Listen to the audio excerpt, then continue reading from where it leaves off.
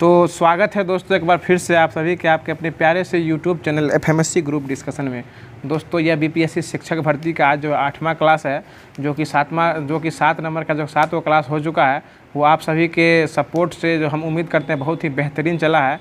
और जिस तरह आप लोग अपने सपोर्ट और प्यार जो इस वीडियो पे दिखाए हैं, उसी तरह हम उम्मीद करते हैं कि यह सभी जो जितना भी वीडियो, जो कि अब ये लास्ट ही होने वाला है भारतीय राष्ट्रीय आंदोलन जो महेश बनवाल सार संग्रह एनसीईआरटी का, उससे तो यह उम्मीद करते हैं कि आप सभी लोगों को जो पहले जितना तैयारी था उससे कुछ न कुछ हद तक उसमें जो है आपको अपडेट देखने को ही मिला होगा।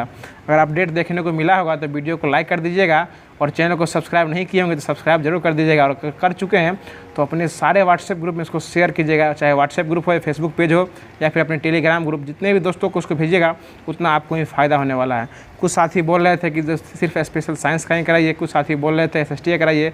जिनका जो सब्जेक्ट रहता है वो सभी लोग अपने अपने हिसाब से बोलते हैं, लेकिन सबको लेके चलना गुरुजी संभव नहीं होता है। कुछ ऐसा चीज़ होता है जिसको कुछ ऐसे पार्ट होते हैं जिसको छोड़ के चलना पड़ता है, क्योंकि सब कुछ मिल जाए ज़िंदगी में तो तमन्ना किसकी कीजिएगा। कुछ ऐसी अधूरी ख्वाहिशें होती है जिसको पूरा करने के लिए जिया जाता है। तो उसी अधूरी ख्वाहिशों को जो है पूरा करने के लिए आपके सामने फिर एक बार उपस्थित हो चुके हैं आज 8वें सेशन के साथ। तो आज जो है जो कि दिया गया था महेश बनवाल में, उसको कराया जाएगा, जो कि होमवर्क के माध्यम से कराया जाता है।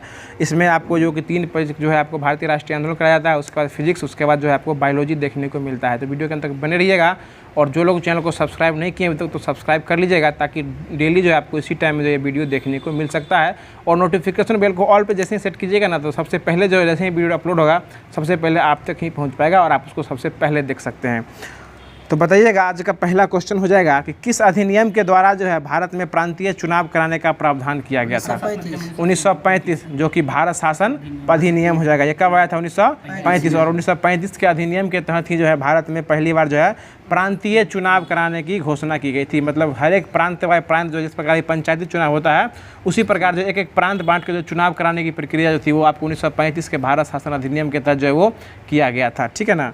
आगे बताइएगा कि भारत शासन अधिनियम 1935 के अंतर्गत भारत में प्रांतीय चुनाव किस वर्ष पूरा हो गया था? 1937 में। देखिए, आपसे ये भी कुछ क्वेश्चन पूछ सकता है कि प्रांतीय चुनाव की शुरुआत कब हुई थी? 1935 में शुरुआत हुई, 35 में, और समाप्त हो गई 37 में। यानी 35 में चुनाव स्टार्ट हुआ था और 37 में इसको समापन कर दिया गया।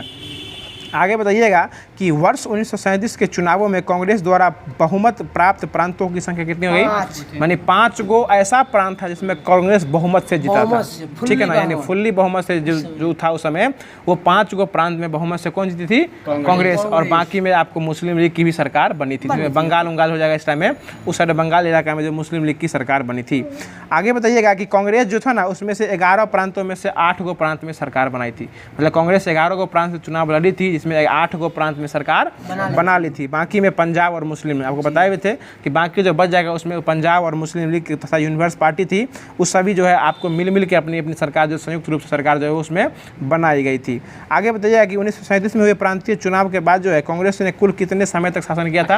28 माह। ये क्वेश्चन बहुत इंपॉर्टेंट है कि कांग्रेस जो चुनाव जीती थी तो कितने वर्ष तक शासन किया था? ये 2 साल 4 महीना, यानी 12 दूनी 24 4 28 हो जाएगा। यानी 2 साल 4 महीने, मोटा मोटी आपको 28 महीना जो है ये चुनाव जो है शासन जो है कांग्रेस की थी। यानी भारत शासन अधिनियम यानी 1935 के तहत जो चुनाव हुआ था उसमें से 11 गो में से 8 गो में सरकार बनाया कौन? कांग्रेस। और उस 8 गो में जो सरकार बनाया था, 8 गो में, उस 8 गो में से 5 गो फुल्ली बहुमत से जीता था, और बाकी 3 गो में जो आपको ये गठबंधन करके सरकार बनाया था। और पूरा सरकार इसका कब तक चला था? 28 महीना, 2 साल और 4 महीना तक चला था। ठीक है ना। आगे बताइएगा कि इसी चुनाव के तहत जो है 1938 में जो है आपको कांग्रेस के अध्यक्ष पद का भी चुनाव हुआ था। ठीक है ना। 1938 में, ये 1935 के अधिनियम के तहत ही 38 में भी चुनाव हुआ था, इसको भी याद रखिएगा। इसमें 38 और 39 में है 2 बहुत ही महत्वपूर्ण घटना हुई थी, जिसमें गांधी जी और सुभाष चंद्र बोस के तरफ जो है एक तरफ से आमने सामने हो गए थे। ठीक है ना। लड़ाई जैसे होती है, आमने सामने हो गई थी, ऐसे हो गई थी, उसको भी हम बता रहे हैं स्टेप बाय स्टेप से। सुनिएगा कि 1938 में जो भारतीय राष्ट्रीय कांग्रेस का हरिपुरा अधिवेशन हुआ था, देखिए क्वेश्चन 2 बन गया यहाँ से कि 1938 में जो हरिपुरा अधिवेशन कहाँ हुआ था? भाई हरिपुरा अधिवेशन जो गुजरात में हुआ था, हरिपुरा कहाँ है? गुजरात में ही है। और ये कब हुआ था? 1938 में। इस अधिवेशन की अध्यक्षता किए थे सुभाष चंद्र बोस। यानी 1938 के हरिपुरा अधिवेशन की अध्यक्षता कौन किए थे? सुभाष चंद्र बोस। और हरिपुरा कहाँ पड़ता है? गुजरात में। ठीक इसके 1 साल के बाद जो है 1939 आया था, 1939 में ये चुनाव हो गया था। ठीक है ना। और इसी 1939 में चुनाव हुआ था जो कि त्रिपुरी में हुआ था, जो कि त्रिपुरी कहाँ पड़ता है? मध्य प्रदेश में। इसी मध्य प्रदेश में चुनाव हुआ था जिसमें गांधी जी की तरफ से थे पट्टाभी सीतारमैया। कौन थे? पट्टाभी सीतारमैया। और इधर से थे सुभाष चंद्र बोस। तो सुभाष चंद्र बोस उस समय युवा क्रांतिकारी नेता थे, इसलिए सभी लोग जो सुभाष चंद्र बोस को वोटिंग किया था। और सुभाष चंद्र बोस जो है आपको भारी बहुमत से वो उसमें चुनाव जीते थे और वो अध्यक्ष बने भी थे, यानी 1939 में अध्यक्ष बने हुए थे। लेकिन इसमें जब हार गए थे ये पट्टाभी सीतारमैया, तो गांधी जी यह बोले थे कि ये जो है पट्टाभी सीतारमैया की हार नहीं, यह गांधी की हार है। ठीक है ना, ये किसकी हार है? गांधी की हार है। और यह बात सुन के जो है ना आपको सुभाष चंद्र बोस को लगा कि हम कहीं ना कहीं गांधी जी का दिल दुखा दिए हैं, इसलिए वो क्या किए, इस अधिवेशन की अध्यक्षता को त्याग दिए। यानी 1939 में ही जो है आपको जो कि त्रिपुरी अधिवेशन जो था इसके आधे पर से जो क्या किया, अध्यक्षता को त्याग दिया। कौन त्याग दिए? सुभाष चंद्र बोस। और ये त्रिपुरी कहाँ पड़ता है? अभी मध्य प्रदेश। मध्य प्रदेश में इसके पद को कब त्याग दिए थे? 1939 में। और जब जब इस पद को त्याग दिए तो इसकी अध्यक्षता कौन किए थे? राजेंद्र प्रसाद। ये क्वेश्चन इंपोर्टेंट हो जाएगा। ठीक है, ये क्वेश्चन इंपोर्टेंट हो जाएगा कि जिस वर्ष 1939 में जब आधा पर से छोड़ के सुभाष चंद्र बोस चले गए तो इस अधिवेशन को आगे बढ़ाने का काम कौन किए थे? राजेंद्र प्रसाद किए थे। और यह अधिवेशन कब हुआ था?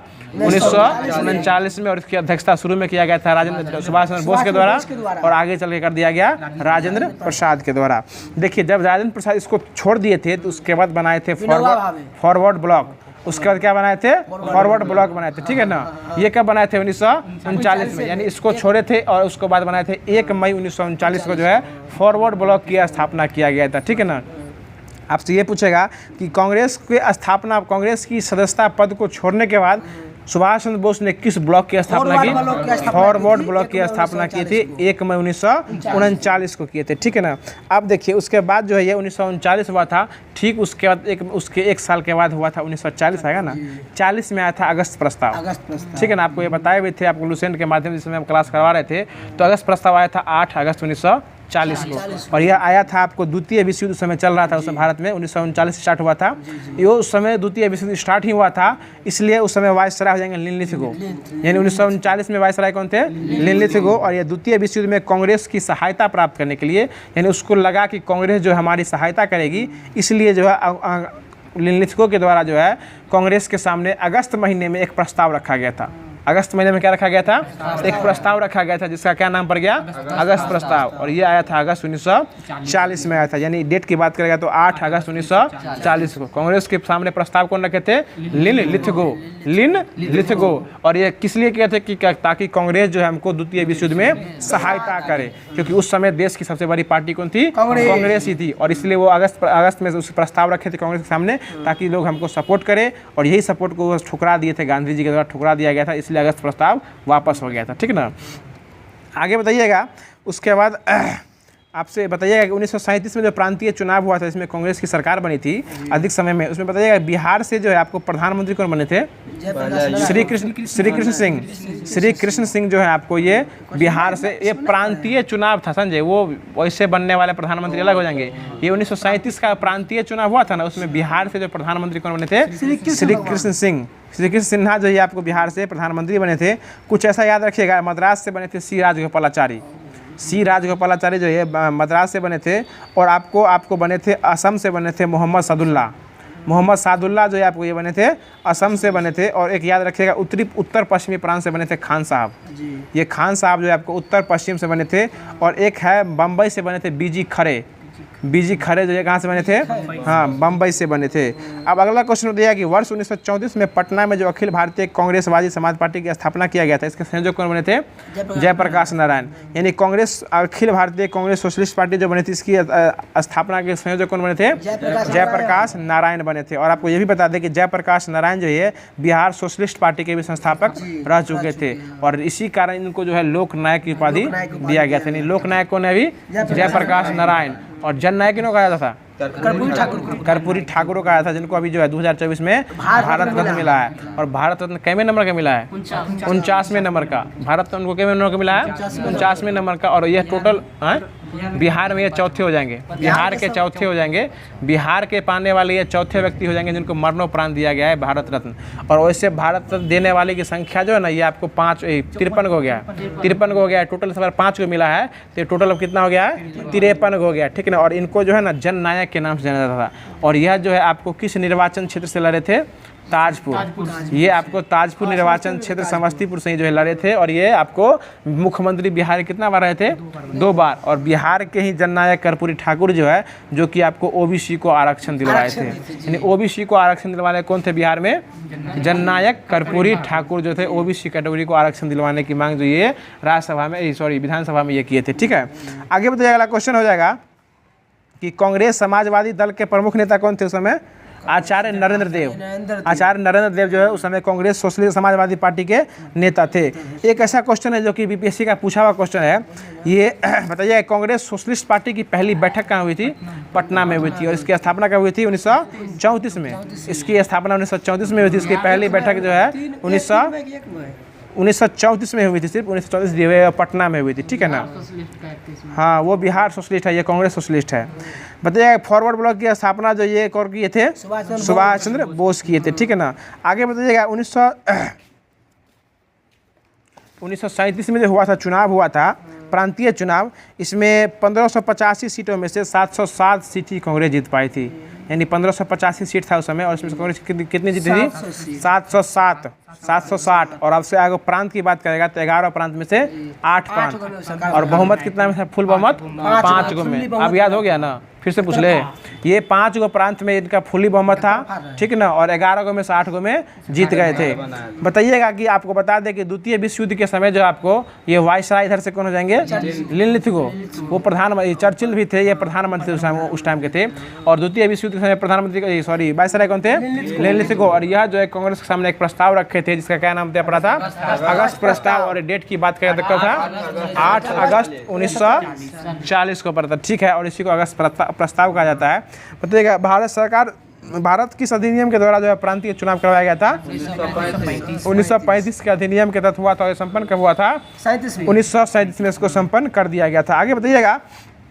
अब जो है द्वितीय विश्व युद्ध पाकिस्तान की मांग और व्यक्तिगत सत्याग्रह का समापन कर रहे हैं। बताइएगा द्वितीय विश्व युद्ध कब स्टार्ट किया गया था? 1939। देखिए द्वितीय विश्व युद्ध जो है आपको 1 सितंबर को स्टार्ट हुआ था। यहाँ बैठिए ना सामने में, ये पंखा के नीचे। ये 1 सितंबर 1939 को स्टार्ट हुआ था और ख़त्म कब हुआ था? 2 सितंबर 1945। वैसे 39 से 45 तो याद सभी को रहता है। प्रथम विश्व युद्ध 1914 से लेकर 1918 तक और द्वितीय विश्व युद्ध का हो जाएगा 1939 से लेकर 1945 तक। लेकिन द्वितीय विश्व युद्ध में डेट याद रखिएगा क्योंकि ये 1 सितंबर को स्टार्ट हुआ था और 2 सितंबर को खत्म हो गया था। समझ दे बाबू ना कि 1 सितंबर 1939 को स्टार्ट हुआ था और 2 सितंबर 1945 को खत्म हो गया था। ठीक ना? और यह जो है इस समय इंग्लैंड के प्रधानमंत्री कौन थे? विंस्टन चर्चिल साहब थे। और यही विंस्टन चर्चिल जो थे वो गांधी जो क्या बोले थे? अर्धनग्न फकीर बोले थे। और एक और व्यक्ति थे फ्रैंक मोरिस और विंस्टन चर्चिल के द्वारा गांधी जी को क्या बोला गया था? अर्धनग्न फकीर। और कहाँ बोले थे? ये लंदन में बोले थे क्योंकि गांधी जी गए थे द्वितीय गोलमेज सम्मेलन में भाग लेने के लिए, तब उनको वहीं बोला गया था कि ये फटे हुए धोती पहन के आए हैं, ये हो जाएंगे अर्धनग्न फकीर। आगे बताइएगा कि द्वितीय विश्व युद्ध के समय भारत का वायसराय कौन था? तुरंत बताया ना, लॉन लिथगो। लिथ नहीं था, लॉन लिथगो हो जाएगा। आगे बताइएगा कि वायसराय लॉन लिथगो के ने द्वितीय विश्व युद्ध में भारत को जर्मनी के विरुद्ध जो है युद्धग्रस्त राष्ट्र कब घोषित कर दिया गया था? 1939 में इसको जो है युद्धग्रस्त राष्ट्र जो है भारत को घोषित कर दिया था। मतलब यह जो है यह भी जो है युद्ध से ग्रस्त हो गया है, ऐसा लिनलिथ को जो है पहले ही अफवाह उड़ा दिया था। ठीक है ना?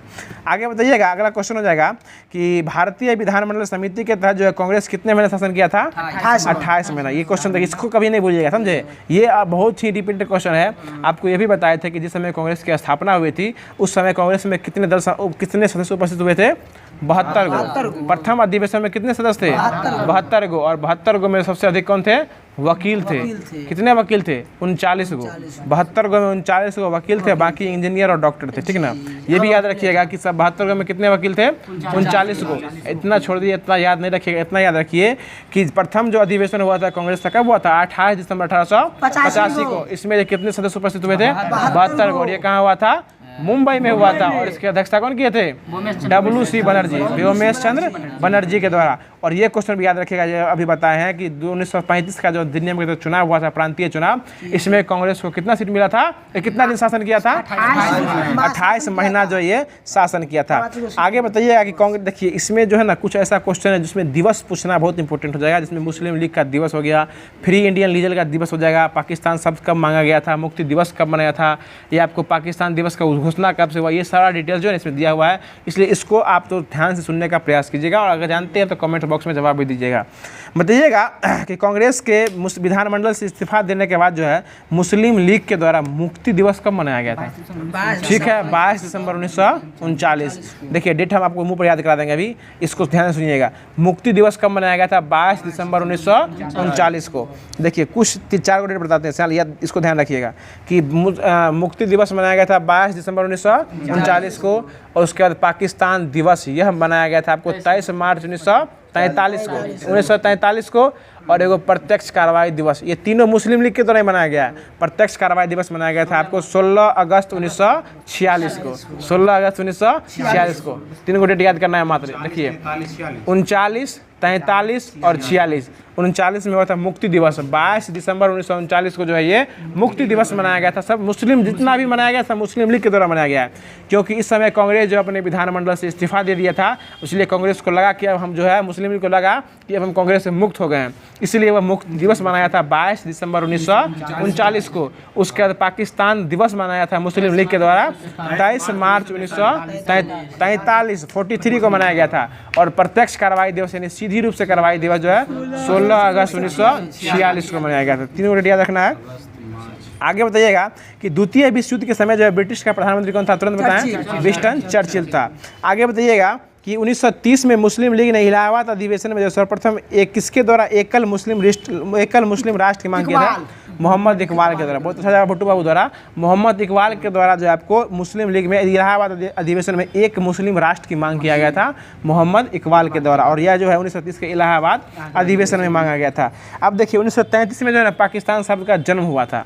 1933 आपसे ये पूछेगा कि पाकिस्तान शब्द का प्रयोग जो है सर्वप्रथम कब किया गया था, 1933 में, और करने वाले हो जाएंगे चौधरी रहमत अली। चौधरी रहमत अली के द्वारा जो है 1933 में जो है आपको ये पाकिस्तान शब्द का प्रयोग किया गया था, ठीक है ना।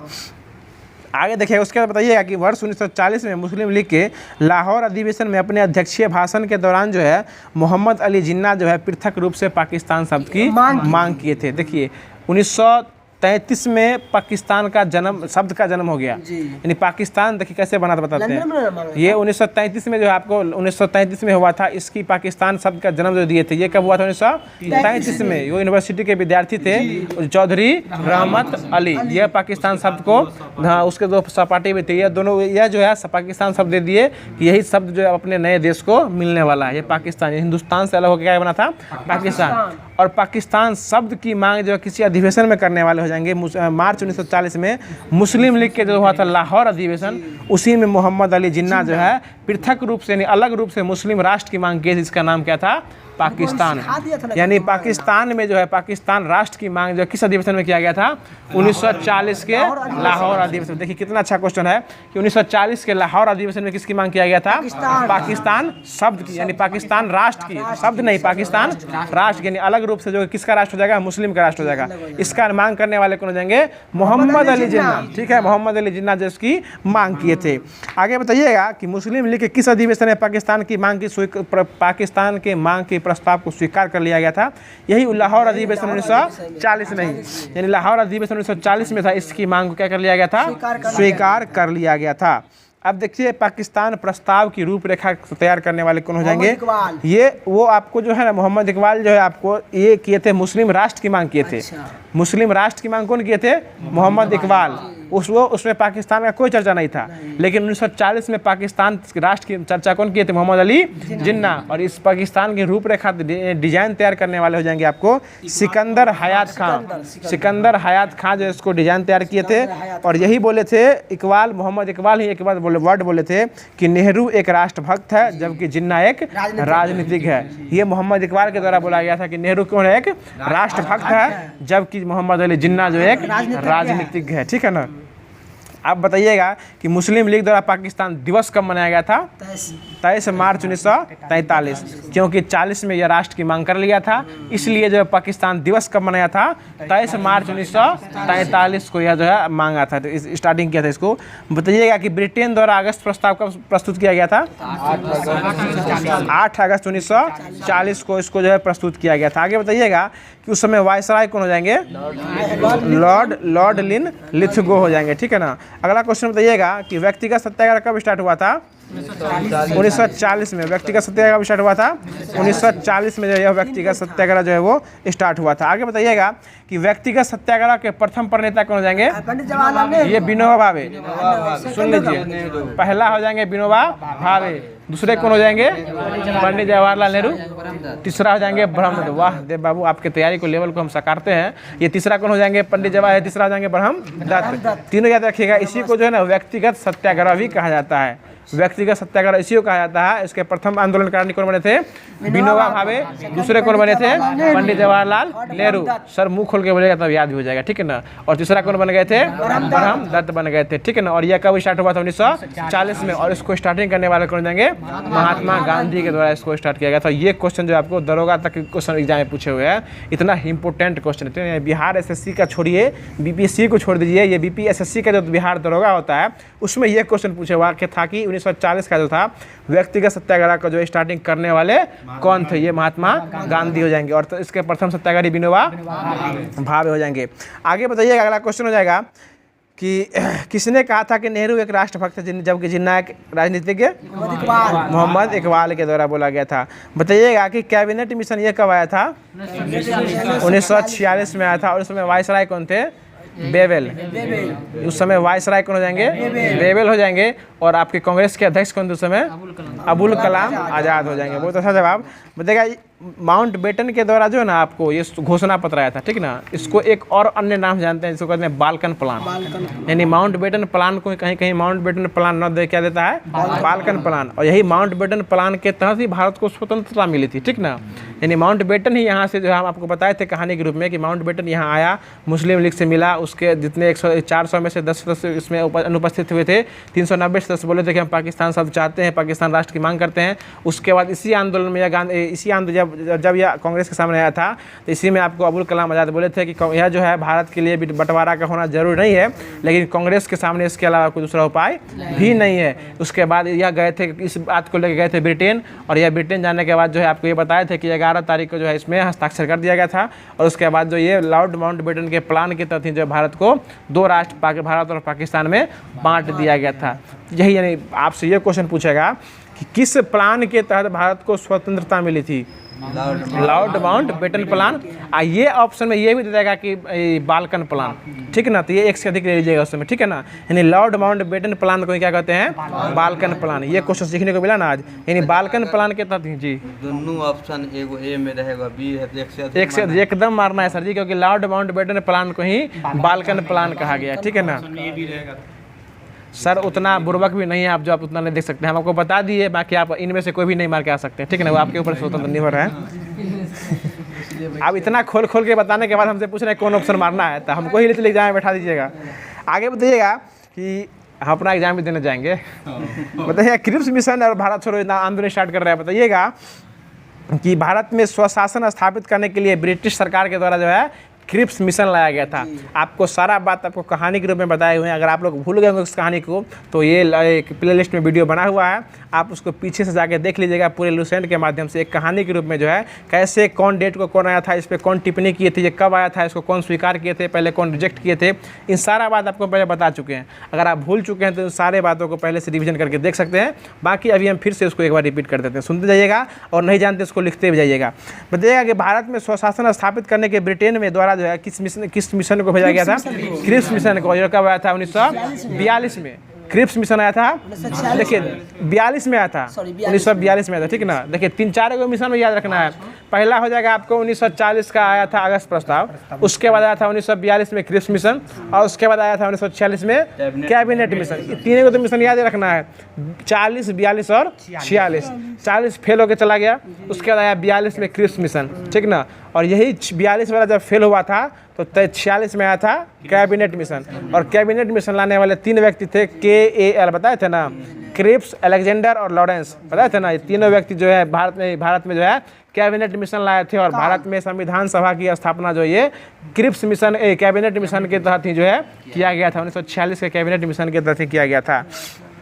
आगे बताइएगा कि यह भेजने वाले जिस समय क्रिप्स मिशन भारत आया था, इसको भारत भेजे कौन थे? विंस्टन चर्चिल, क्योंकि उस समय प्रधानमंत्री कौन थे? Winston Churchill. देखिए आप तो अगर आपको कहानी माइंड में है तो आप उस क्वेश्चन का जवाब दे सकते हैं, क्योंकि आपसे ये पूछ देगा कि किस प्रधानमंत्री के द्वारा जो है क्रिप्स मिशन भारत भेजा गया।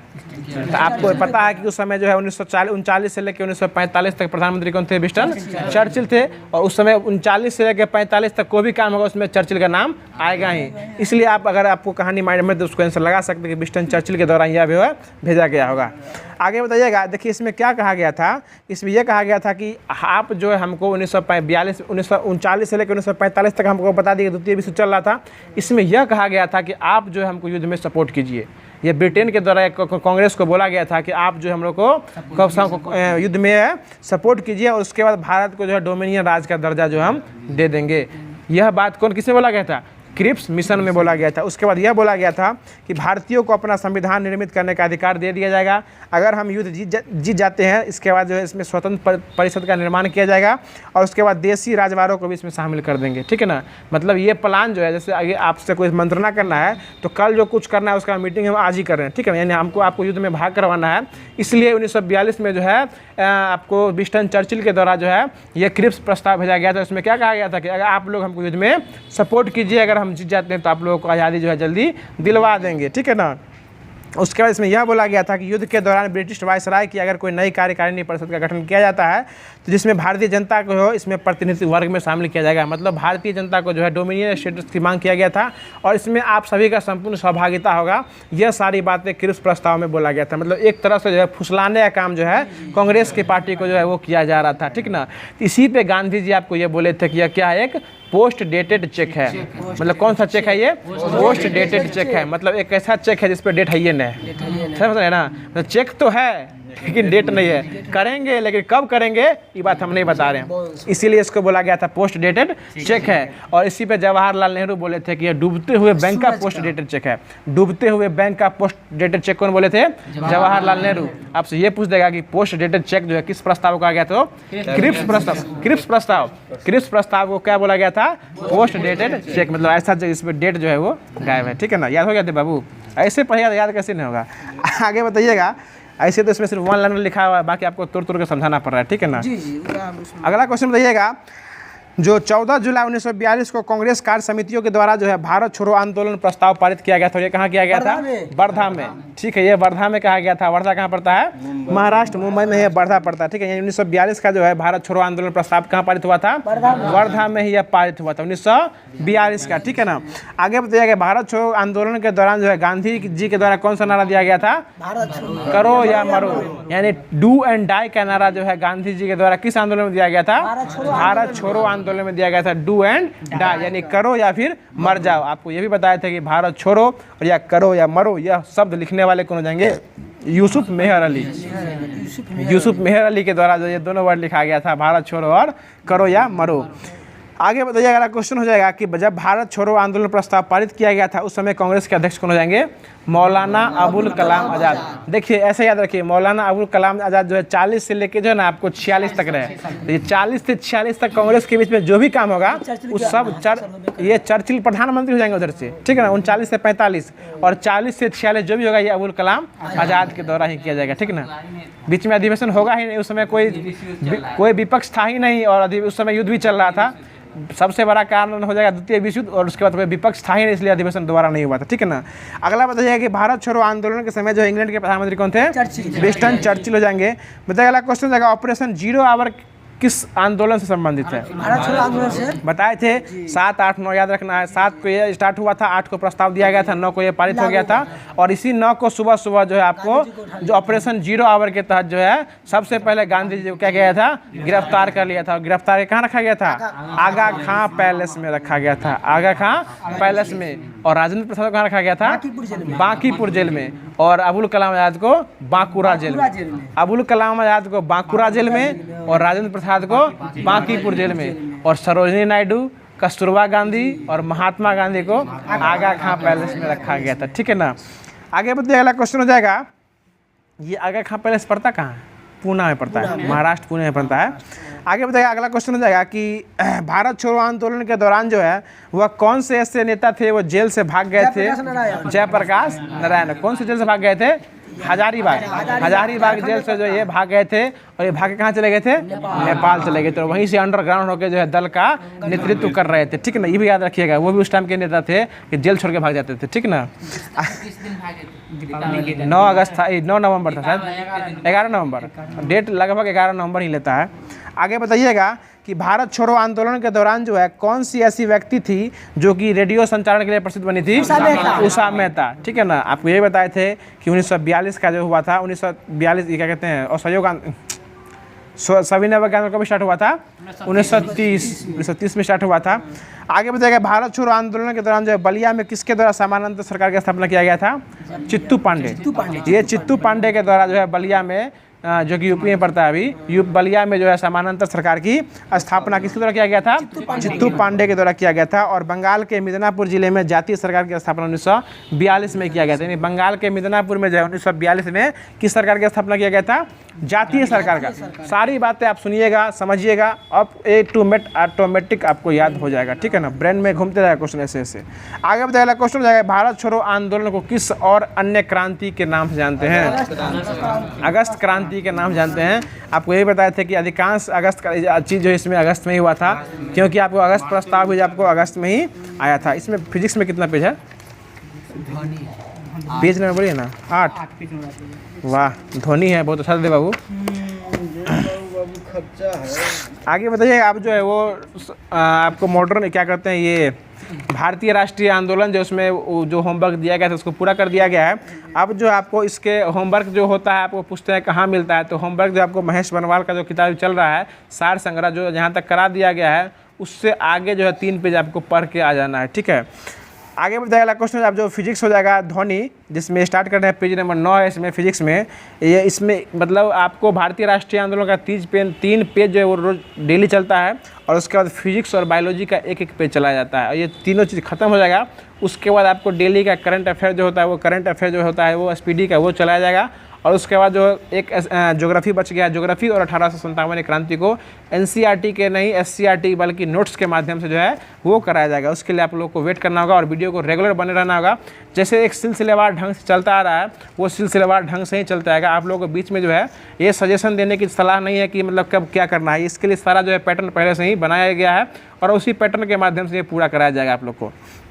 बताइएगा, जो पराध्वनिक जेट जो होती है यह वायुमंडल में किस परत को क्षति पहुंचाती है?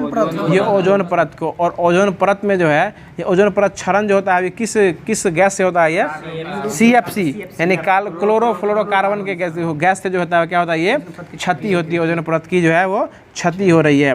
आगे बताइएगा क्वेश्चन हो जाएगा, किसे मापने हेतु डेसिबल इकाई का प्रयोग किया जाता है? ध्वनि की तीव्रता। ध्वनि की तीव्रता मापने के लिए जो है डेसिबल का उपयोग किया जाता है। देखिए फिजिक्स जो है ये आपको फिजिक्स और बायोलॉजी पे इसलिए ज़्यादा जोर दिया जाता है क्योंकि 6 to 8 के लिए जो जिसका साइंस है वो, और बाकी 40 नंबर के लिए जो ना फिजिक्स और बायोलॉजी से अधिक क्वेश्चन पूछने की संभावना बनी रहती है। आगे बताइएगा कि वायु में ध्वनि का वेग कितना हो जाएगा? वायु में 343 मीटर प्रति सेकेंड, जो कि 20 डिग्री सेल्सियस पर जाएगा। ठीक ना, ये 333 तो देता है, लेकिन 343 दिए हुए हैं, 20 डिग्री सेल्सियस पर ये रहता है। 332 देता है, 330 या 32, वो 0 डिग्री पर है ये। इसमें 20 डिग्री पर 0.61 बढ़ता है। हाँ, इसलिए 20 के डिग्री का गुना करके इसलिए उसको बढ़ा दिया गया है। ये इसमें ब्रैकेट में लिखे हुए है कि ये तापमान जो ये 20 डिग्री सेल्सियस पर दिए हुए हैं।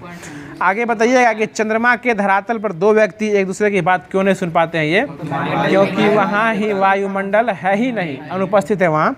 आगे बताइएगा कि अगला क्वेश्चन है कि विश्व स्वास्थ्य संगठन WHO के अनुसार जो है 45 डेसिबल की तीव्रता की ध्वनि सबसे क्या मानी गई है, मानव के लिए उचित माना गया है। अभी अपने लोग जो बातचीत कर रहे हैं ये WHO के अनुसार जो है 45 डेसिबल की ध्वनि जो है मानव के कर्ण प्रिय होती है, ठीक है ना। मतलब इतना तक जो है आप जो है समझ सकते हैं। इससे अधिक ध्वनि बढ़ जाएगी तो आपको जो है क्या होती है, कान का पर्दा फटने की संभावना होती है। लेकिन दृष्टि के बुक में आप बात कीजिएगा तो दृष्टि में 60 डेसिबल देता है, ठीक ना। और ये WHO के अनुसार नहीं है, 45 के हिसाब से, इसमें 60 देता है। ये हर एक बुक का अलग अलग लोचा है। बाकी डेट की बात कीजिएगा तो हर बुक में अलग अलग दिया रहता है। इसमें 45 दिए हुए हैं, कहीं कहीं 60 भी देता है, इसलिए आपको बताना हम उचित समझे, इसलिए आपको बोल भी दिए। अगर 45 न मिले तो 60 भी आप लेके जा सकते हैं। आगे बताइए, अगला क्वेश्चन है कि चमगादड़ अंधेरी रात को उड़ सकता है क्योंकि वह कौन सा रेज उत्पन्न करता है, अल्ट्रावायलेट रे, यानी पराध्वनिक त्वरण जो है वो सुनता है, उसके बाद जो टकरा के वापस फिर सुनता है, तब वो अपना दिशा वो जो है चेंज कर लेता है।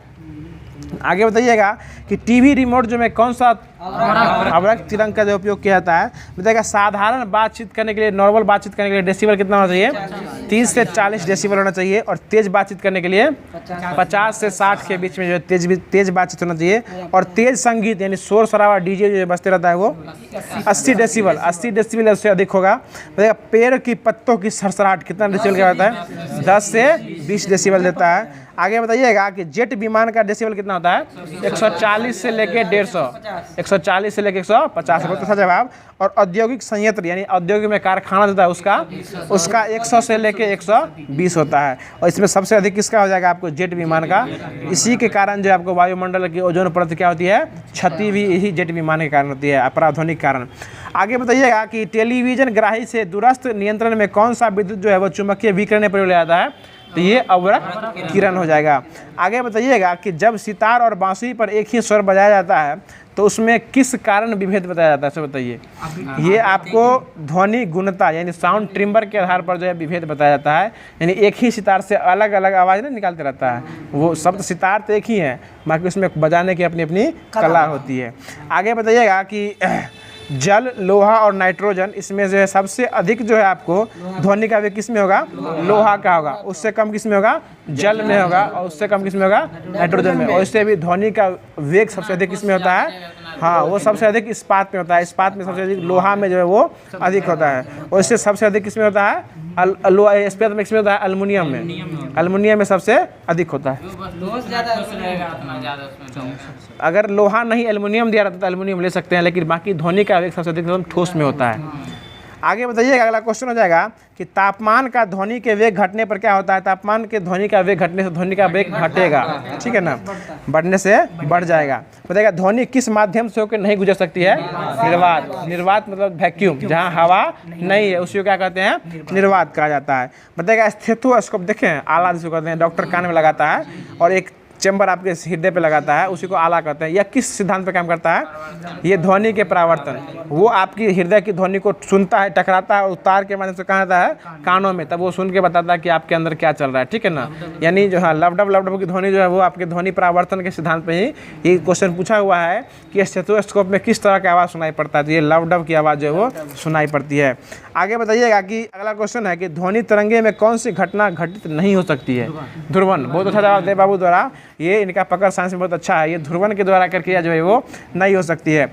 आगे क्वेश्चन बताइएगा कि मानव कानों के लिए जो श्रव्य ध्वनि की परास कितना है, सुनने वाली ध्वनि 20 हर्ट्ज से 20,000 हर्ट्ज, और पराश्रव्य हो जाएगा तो 20,000 हर्ट्ज से अधिक हो जाएगा। बताइएगा पराश्रव्य ध्वनि कौन कौन सुन सकता है, कुत्ता, बिल्ली, चमगादड़, डॉल्फिन, ये सब जो है आपको पराश्रव्य ध्वनि जो है वो सुन सकता है। बताइएगा ध्वनि ऊर्जा को विद्युत ऊर्जा में कौन सा यंत्र परावर्तित करता है, माइक्रोफोन। और विद्युत ऊर्जा को ध्वनि ऊर्जा में ध्वनि लाउड स्पीकर, यानी देखते हो जाएगा कि लाउड स्पीकर में तार के माध्यम से आवाज़ आता है, यानी विद्युत के माध्यम से आवाज़ आता है, उसको लाउड स्पीकर के माध्यम से हम लोग सुन पाते हैं। यानी विद्युत से ध्वनि, यानी जब भी ध्वनि ऊर्जा परावर्तित की रूप आएगी तो उसको आप दैनिक जीवन से जोड़ लीजिएगा, ठीक है ना। जैसे ही बोलेगा कि जैसे होगा विद्युत, ध्वनि ऊर्जा को विद्युत ऊर्जा में कौन करता है, तो कौन हो जाएगा, ये माइक्रोफोन। जैसे आप उसको अपने दैनिक जीवन जोड़ लीजिएगा, अपने समझ में जाएगा कैसे कौन करता है। देखिए सबसे अधिक जो है ना ये 25 डिग्री सेल्सियस पर जो आपको सबसे अधिक चाल जो होता है ध्वनि का, ये एल्युमिनियम में होता है, बताए थे ना, इसमें होता है 64-20। लोहा में कितना होता है, 51 30 होगा लोहा। 51 इसमें 59 50 दिए हुए हैं। इसमें छोड़ दीजिए इसको कि इसमें बहुत लूसेंट के हिसाब से लगा, इसमें लगा। बायोलॉजी में क्या दिया गया था? बता दीजिए ना इसमें कितना कितना। इसमें जो है ना, इसमें 59 50 है। सही क्या है? सही सर। अब वो किताब के माध्यम से हर किताब में अलग अलग डेट देता है, ठीक ना। अब इस किसको मान के चलेगा? एनसीईआरटी कुछ अलग बोलता है, इसमें कुछ अलग बोल रहा है। उसे 51 30 याद रखा कीजिए, 51 30 याद रखा कीजिए। 59 50 में दिए हुए लोहा का कितना है? पेज नंबर 58, रक्त परिसंचरण तंत्र। ये पेज नंबर 58 जो अभी स्टार्ट होगा। मतलब याद रखिएगा पेज नंबर इसलिए बोल रहे हैं ताकि महेश बनवा ले, पेज नंबर दिए हुए हैं। अगर आपके पास बुक नहीं है तो बुक से, और बाकी आप लोग ये एफएमएससी के द्वारा जो बीपीएससी 3.0 का जो एक ग्रुप बनाया गया है उसमें भी अगर आप जुड़ना चाहते हैं तो आप कमेंट बॉक्स में उसको पिन कर दिया जाएगा। आप उस ग्रुप में जुड़ जाइएगा और आपको होमवर्क वहाँ से डेली अपडेट कर दिया जाएगा। तो ये आज का लास्ट टॉपिक हो जाएगा जो कि रक्त परिसंचरण तंत्र है, जो कि बायोलॉजी का ही हो जाएगा। तो बताइएगा, अगला क्वेश्चन है कि मानव शरीर में कौन सी रक्त कोशिकाएं जो हैं वो संक्रमण में शरीर की रक्षा करती है? WBC शरीर की क्या करती है? वो रक्षा संक्रमण से वो रक्षा करती है। इसी को कहता है श्वेत जी, व्हाइट ब्लड सेल, हिंदी में कहते हैं श्वेत रक्त कणिकाएं कहा जाता है। बताइएगा किस समूह को जो है सर्वदाता समूह कहा जाता है? ओ को सर्वदाता, ओ को जो है सर्वदाता कहा जाता है। आगे बताइएगा कि वृद्ध व्यक्ति का जो है रक्तचाप सामान्यतः क्या होता है? बढ़ जाता है, ठीक है ना। ये क्वेश्चन पूछे बस आपके साइंस वाले बैच में कि जो है वृद्ध होने पर रक्तचाप क्या होता है? बढ़ जाता है। आगे बताइएगा कि एक सामान्य व्यक्ति के रक्त का पीएच मान कितना होता है? 7.4 होता है। इसमें एवरेज में लिए हुए 7.35 से लेकर 7.45 पीएच तक होता है। और बताइएगा कि पीएच मतलब क्या होता है? पावर ऑफ हाइड्रोजन, यानी हाइड्रोजन का कितना शक्ति, इसी को कहा जाता है पीएच पावर। और इसका खोज कौन किए थे? सोरेनसन के द्वारा किया गया था। आगे बताइएगा 9 में बताइएगा रक्त समूह के खोजकर्ता कौन थे? कार्ल लैंडस्टीनर जो है रक्त समूह के खोजकर्ता थे। बताइएगा आरएच कारक का नामक किस जंतु के नाम पर रखा गया है? बंदर। और यह कौन सा बंदर था? रिसस नामक बंदर था। बताइएगा मनुष्य के शरीर में रक्त का दाब कितना होता है? ये 120/80 उसी को कहा जाता है। और यह जो है वायुमंडलीय दाब से जो है एक प्रकार का अधिक होता है। बताइएगा क्वेश्चन हो जाएगा कि रक्त में ग्लूकोज का स्तर जो है यह किस स्तर पर व्यक्त किया जाता है? ग्लूकोज का ये मिलीग्राम प्रति डेसीलीटर में, यानी mm/डेसीलीटर है ना, तो DCL हो जाएगा, DL हो जाएगा, ठीक ना, DCL हो जाएगा। यानी आप देखिएगा सरकारी रिपोर्ट में जाएगा चेक कराने के लिए तो आपका जो ब्लड प्रेशर का ग्लूकोज कितना है शरीर के अंदर उसको व्यक्त जो करता है। आप अगर किसी जांच घर में जांच कराइएगा उसके नीचे लिखा रहता है mm/dCg। आगे बताइएगा क्वेश्चन हो जाएगा जैविक प्रक्रिया को तेज करने में कौन सा पदार्थ उत्तरदायी होता है? एंजाइम। यानी किसी पर प्रक्रिया को तेज करना है उसमें एंजाइम का जो है वो महत्वपूर्ण भूमिका होता है। बताइए रक्त को हृदय तक पहुंचाने वाली धमनी क्या कहलाती है? हृदय धमनी, कॉर्नी आर्टरीज कहा जाता है उसको, कॉर्नी आर्टरीज कहा जाता है उसको, हृदय धमनी कहा जाता है। बताइएगा लाल रक्त कणिकाएं यानी आरबीसी मुख्यतः कहाँ बनती है? अस्थि मज्जा में। उसको अस्थि मज्जा में बनता है और वो जमा जो होता है ना वो पलिया में उसको जो है वो जमा कर दिया जाता है। मर वहाँ जाकर उसका कब्रिस्तान का कब्रगाह उसको कहा जाता है। ये आगे बताएगा रक्त एक प्रकार कैसा उत्तक है? तरल संयोजी उत्तक हो जाएगा। बताएगा अगला क्वेश्चन हो जाएगा लाल रक्त कणिकाएं किस अंग में जाकर नष्ट हो जाती है? यही प्लीहा में, प्लीहा में जाकर क्या होती है? वो नष्ट हो जाती है। बताएगा मनुष्य का औसत रक्तचाप कितना होता है? 120/80 हो जाता है। आगे बताइएगा कि रक्तदाब का नियंत्रण जो है किस ग्रंथि के द्वारा किया जाता है? एड्रिनल ग्रंथि, इसको अधिवृक्क ग्रंथि भी कहते हैं। रक्तचाप यानी ब्लड प्रेशर कौन सा ग्रंथि कंट्रोल होता है? एड्रिनल ग्रंथि जो है इसको कंट्रोल किया करता है। आगे बताइएगा क्वेश्चन हो जाएगा कि एक हृदय या एक धड़कन या एक हृदय गति की आवृत्ति में लगभग कितना सेकंड लगता है? सेकंड की बात करिएगा 0.8 सेकंड। 0.8 सेकंड के अंदर जो एक बार हृदय गति जो है वो धक धक करते रहता है, ठीक ना। हृदय गति 0.8, हाँ, 1 मिनट में 72 बार धड़कता है, लेकिन एक बार धकेगा तो वो 0.8 सेकंड के अंदर जो है वो धक धक करते रहेगा। आगे बताइएगा क्वेश्चन हो जाएगा जो दिल का दौरा पड़ने से 1 घंटा पहले का आवर कौन सा आवर कहते हैं? गोल्डन आवर कहा जाता है।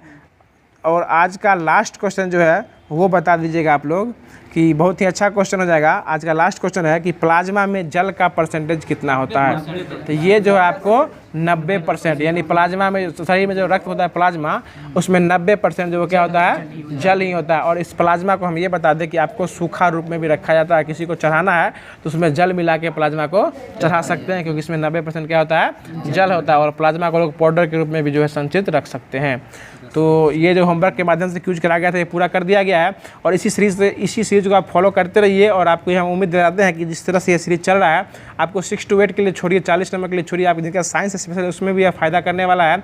और बाकी 40 नंबर के लिए इससे बेटर क्लास जो आपको कहीं अन्यत्र देखने को नहीं मिलेगा, क्योंकि सारा वीडियो सारा कवर जो आपको लूसेंट के माध्यम से एक बार करा चुका है। अभी NCERT सार संग्रह है, इसको एक वे वाइज जो है स्टेप बाय स्टेप ले जाने की प्रक्रिया जो अभी आपको देखने को मिलेगी।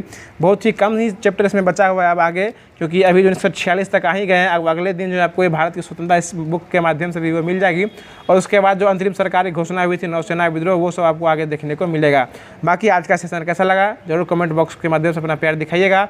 और इसी तरीके से नॉलेजेबल वीडियो पाने के लिए और इस BPSC क्लास को सार संग्रह को अपडेट करने के लिए हमारे इस FMSC चैनल से जुड़ जाइए। और अगर आपका कोई भी साथी अभी छूट चुके हैं और अभी तक वह नहीं जुड़ पाए हैं, उनको शुरू से देखना वीडियो देखना है तो प्लेलिस्ट बना हुआ है, वहाँ जाके वो प्लेलिस्ट देख सकते हैं। बाकी आज का क्लास कैसा लगा कमेंट बॉक्स के माध्यम से जरूर बताइएगा। और वीडियो अगर अच्छा लगा होगा तो अपना मंतव्य बताइएगा, इसमें क्या अपडेट करना है या क्या नहीं अपडेट करना है। हम लोग को जहाँ तक लगता है उस हिसाब से आप लोग को तैयारी करवाने का कोशिश वो किया जा रहा है, जो खुद करते हैं और करने के साथ साथ वो करवाने का भी प्रयास किया जा रहा है। और यह प्रयास हम लोग के द्वारा आप लोग के लिए कैसा लग रहा है, इसका सुझाव आप लोग कमेंट बॉक्स के माध्यम में जरूर बताइएगा। तो फिर मिलते हैं किसी नेक्स्ट सेशन में किसी नेक्स्ट और नए टॉपिक के साथ। तब तक के लिए खुश रहिए और मुस्कुराते रहिए। और जो लोग हमारे WhatsApp ग्रुप से जुड़ना चाहते हैं कमेंट बॉक्स में अपना जवाब दीजिएगा, उनको वहीं पे लिंक दे दिया जाएगा। धन्यवाद। जय हिंद, जय भारत।